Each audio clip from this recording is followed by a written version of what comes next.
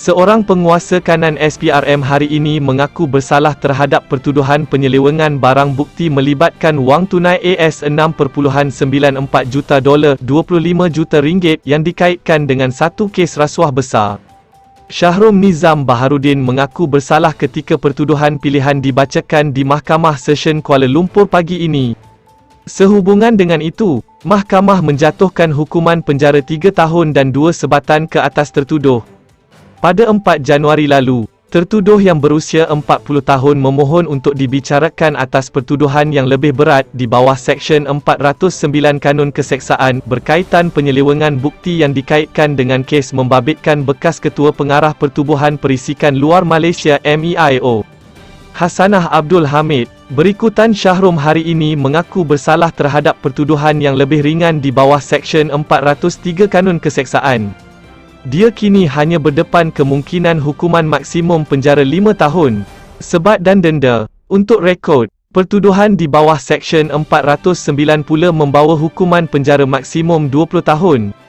Denda dan sebatan. Hassanah pada 2018 didakwa atas tuduhan pecah amanah membabitkan wang RM50.4 juta milik kerajaan.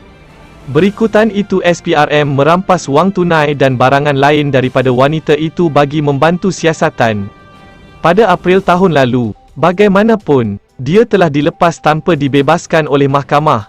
Susulan itu, Hassanah menuntut semula wang tunai yang dirampas oleh SPRM sebelum mendapati wang sebanyak RM25 juta telah lesap.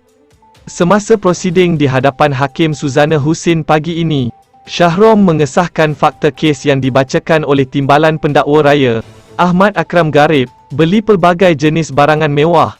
Mengikut fakta kes yang dibacakan di mahkamah, Shahrom dituduh melakukan kesalahan itu antara 17 Disember 2018 dan 9 April 2019. Pada 17 Disember 2018, dia didakwa meminta pegawai SPRM menyerahkan sebahagian bukti berupa wang tunai iaitu sebanyak $800,000 kepada tertuduh. Dalam beberapa siri transaksi sehingga 9 April 2019, Shahrom berjaya menukar jumlah wang yang diselewengkan kepada ringgit Malaysia melalui bantuan saksi lain. Bagaimanapun, kegiatan itu mula terbongkar pada 21 Ogos tahun lepas, apabila Mahkamah Magistrat Kuala Lumpur memerintahkan supaya aksibit wang tunai $6.94 juta itu dikembalikan kepada Hassanah apabila wanita itu dibebas tanpa dilepaskan pada awal April tahun itu.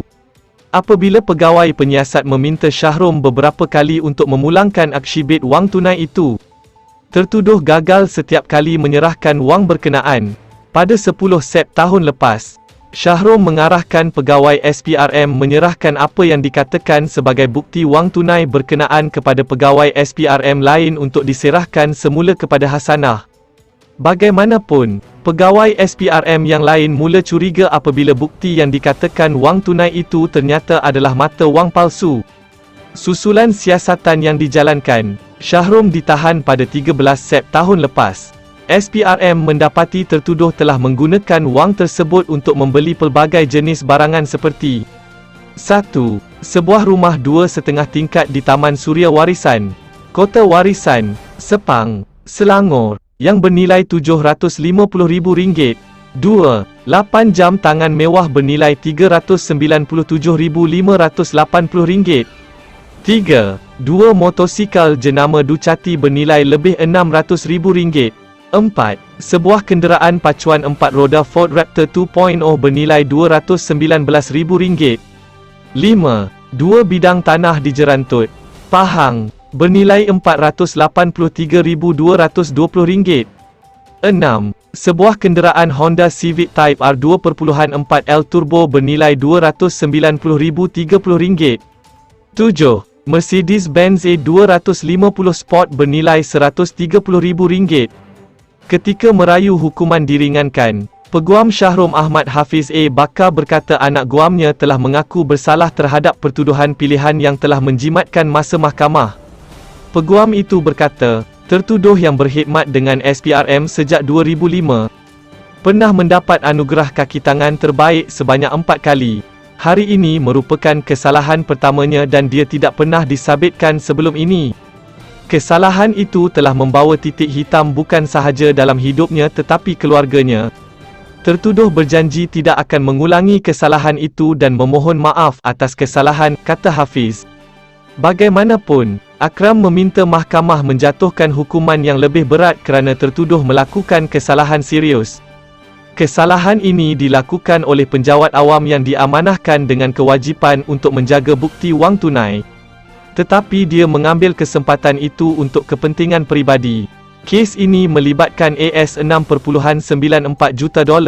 Imej SPRM sebagai sebuah organisasi serta mereka yang berada di dalamnya telah tercalar oleh kesalahan Shahrom, kata Akram. Suzana kemudian mensabitkan Shahrom bersalah di bawah Seksyen 403. Hakim berkenaan menjatuhkan hukuman penjara 3 tahun bermula dari tarikh tangkap dan 2 kali sebatan.